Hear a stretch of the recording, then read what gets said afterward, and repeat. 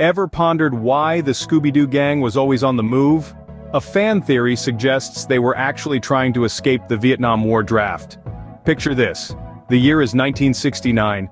The Vietnam War is in full swing. Fred, the clean-cut leader, is drafted but chooses love over war, deciding to run away with his fiancée, Daphne. The peace-loving Shaggy and activist Velma, both vehemently opposing the war, decide to join them on their journey. And so, our beloved mystery-solving gang is formed, constantly on the move, driving towards the safety of Canada. An intriguing twist, isn't it? Perhaps the real mystery was their past all along. Dive into the world of cartoon theory with Dexter's Laboratory. Have you ever considered the possibility that Dexter, the boy genius, created his own family? A fan theory suggests that after a catastrophic lab accident, Dexter used his scientific prowess to recreate his family, giving birth to the characters we know and love. The theme song alludes to Dee Dee's knack for causing explosive chaos, often leading to disastrous outcomes. Given Dexter's demonstrated abilities to clone and enhance intelligence, creating a new family seems entirely plausible. This theory could also shed light on why his family remains blissfully ignorant of his secret lab. A fascinating perspective, don't you? Ever pondered why the antagonists in Scooby-Doo were just ordinary folks, irrespective of how grandiose their crimes were? Here's a chilling hypothesis. The original Scooby-Doo series, according to a fan theory, was set during an economic downturn. This potentially illuminates why numerous individuals, typically deemed respectable, were donning masks and resorting to deception and theft. The depression was seemingly so severe that even luminaries, sports stars, and medical professionals turned villains. Despite their disguises, the gang always unmasked the genuine offender, and every time they discovered it wasn't a monster after all. A thought-provoking take on a beloved classic, isn't it? Now, every time you watch Scooby-Doo, you might just view it through a different lens. Welcome to a mind-boggling SpongeBob SquarePants fan theory. It suggests that Mr. Krabs, the money-loving crustacean, is raising his whale daughter Pearl, not out of paternal affection, but for a far more sinister reason. According to a thread on Reddit, it's suggested that Mr. Krabs plans to use Pearl for Krabby Patty meat. Quite the chilling thought, isn't it? The theory highlights that a whale's carcass can sustain an ecosystem for a long time. With Pearl's mother mysteriously absent from the show, it raises questions about her true origins and Mr. Krabs' intentions. Could he merely be tolerating Pearl's extravagant spending habits for a grander scheme? And let's not forget Plankton, the character incessantly trying to unearth the secret Krabby Patty ingredient. Since whales consume plankton, could this be a grim hint we've overlooked? Makes you wonder, doesn't it? Until next time, keep questioning. Imagine this, Ash from Pokémon in a coma all along. Sounds far-fetched? Maybe not. Recall the early days of the Pokémon series, Ash being struck by lightning. Things changed after this, didn't they? The timeline, the story progression all shifted. Could this be the moment Ash slipped into a coma?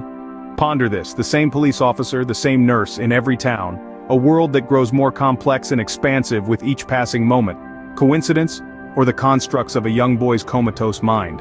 Now here's the real question. If Ash is indeed in a coma, would he want to wake up? He'd be leaving behind a world he's grown to love. A chilling thought, isn't it?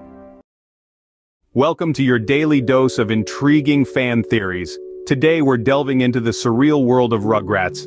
Picture this, all those adventurous toddlers are simply figments of Angelica's imagination, a lonely girl creating playmates from her parents' friends' non-existent offspring. Tragic, isn't it?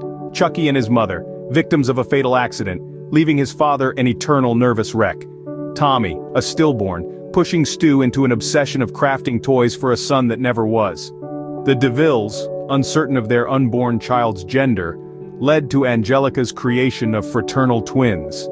A fascinatingly grim twist, don't you? Picture this, Inspector Gadget, the iconic half-man, half-robot detective, battling it out against his arch-nemesis, Dr. Claw. But hold up, what if I told you that they might be the same person? Here's the theory. Dr. Claw was once just an average detective until a horrific accident transformed him into the Inspector Gadget we all know. Now, why do we never see Dr. Claw's face? Only a metallic hand and a bomb on a chair. And what about Penny? Always in the clutches of Dr. Claw's minions, yet never truly in danger? Could it be that she helped Inspector Gadget recreate himself? After all, she's incredibly intelligent, and this would explain why Dr. Claw never seals the deal. A fascinating theory, isn't it? Inspector Gadget and Dr. Claw, two sides of the same coin.